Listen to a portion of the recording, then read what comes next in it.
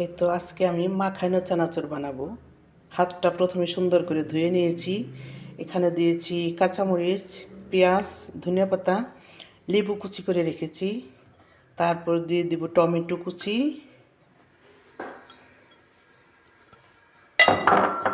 এখানে আসে শসা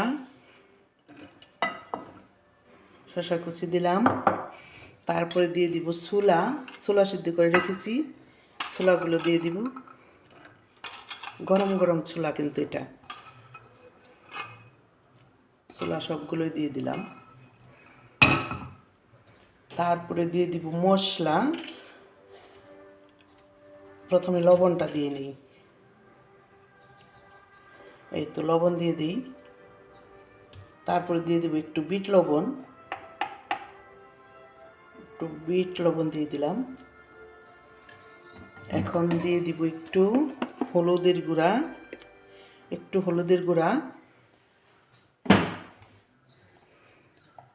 একটু মরিচের গুঁড়া,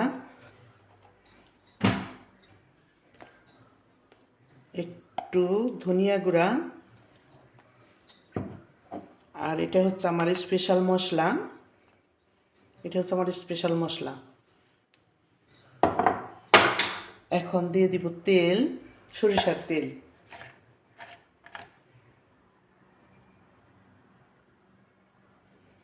তো সরিষার তেল দিয়ে দিয়েছি।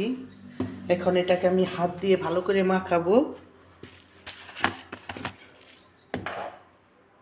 তারপর দিয়ে দেবো একটু লেবুর রস,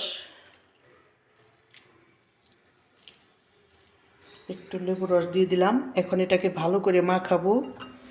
মাখানোর পরে এখানে দিয়ে দিব হচ্ছে চিড়া ভাজা, কারণ চিড়া ভাজাটা আগে দিলে ওটা মেদেয়ে যায়, নরম হয়ে যায়, তাই চিড়া ভাজাটা আমি পরে দিব। তো এখন দিয়ে দিচ্ছি চিড়া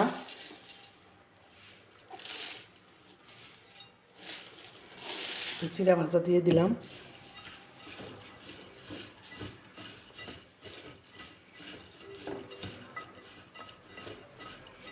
এত সুন্দর একটা ঘ্রাণ আসছে, লেবু, ধনিয়াপাতা, স্পেশাল মশলা, সরিষার তেল। বিকালের নাস্তা হিসাবে এটা কিন্তু অনেক মজাদার।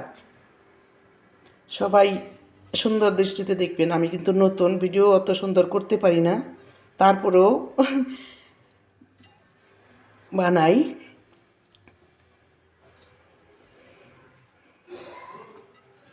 সবাই সুন্দর দৃষ্টিতে দেখবেন আমার ভিডিওগুলা।